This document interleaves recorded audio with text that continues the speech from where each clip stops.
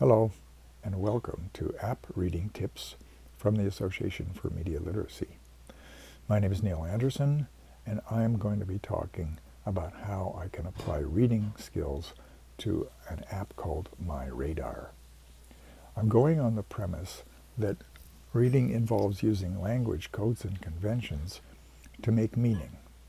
And that's what's happening on this slide because you're using words to make meaning. But there are other things that we use as well. In fact, each app uses a unique set of codes and conventions to make meaning, and many of those use graphics. I'm going to be talking about words, graphics, and motion, sometimes individually and sometimes together. I'm going to start with this bar, then move to this one, then move to this one, then to these shapes, and finally to these lines. Each has to be read differently. So I'm going to begin by reading graphics. I notice that this line is a little bit different in color, and I realize that it's advertising. Advertising is fine in an app because that's how the people who build the app finance their app and provide me with this service. I also notice a close icon, which I see in many apps, but I see this one, which is a little bit different. If I click that, it takes me to the App Store where I can download the app. Because I'm interested in a weather forecast, I'm not going to do that. I need to know what that means so that I can avoid it. Then I'm going to move to this bar. There are 7 icons here. The first one allows me to adjust the settings, and I'm going to be using words when I'm reading this one.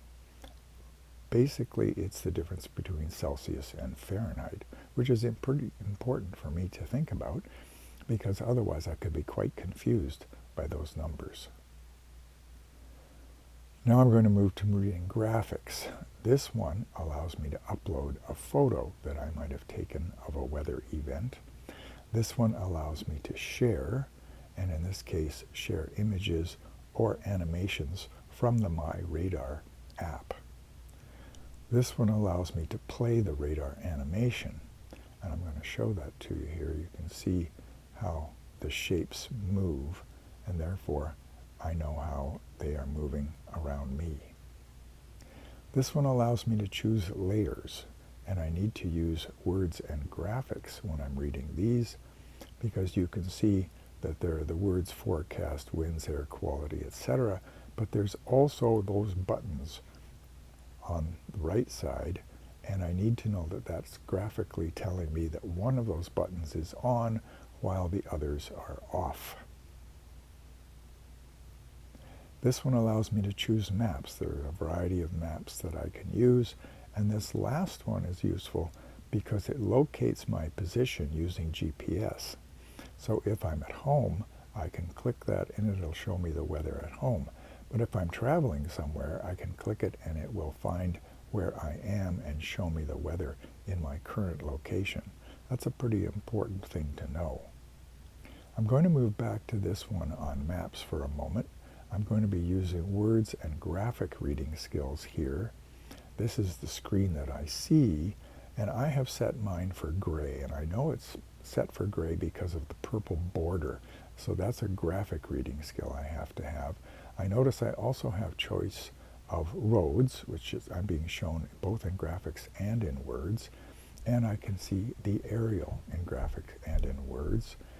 And in my case, I don't care about the traffic, and I don't care where the grass and the trees are. I want to know the weather, so I have selected the gray representation. I also notice a lock, and I've seen that in other apps. It means that that has to be paid for, and so I realize here that I can subscribe to aviation charts. This is one of the ways that My Radar is making money.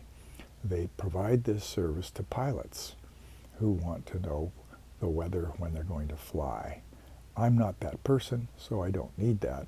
It's a good thing because now I don't have to spend that money. Another interesting icon, and a bit of a puzzle, is this one that says Mars. I was trying to figure out why would I need to know about Mars. And when I clicked on it, it actually showed me the surface of Mars. This could be pretty confusing if I didn't realize it's a joke. I hope it's a joke on the part of the programmers. Now I'm going to continue with reading words and graphics. This bar has several colors. So it has blue, green, yellow, red, and purple. And it also has the words low and high. So I'm using both graphic and word reading here. And when I look at the radar representation, I notice that it's using colors as well. So in this case, you can see that it's using the blue, which is just at the edge of the rain in this case. Then it's using the green, which is the steady rain, the yellow, which is heavier rain, and the red, which is the heaviest rain. If that's over me, I need to prepare for whatever that weather is. Now I'm going to move to motion. And you may have noticed these lines on the map. And when I activate that, you can see those lines moving.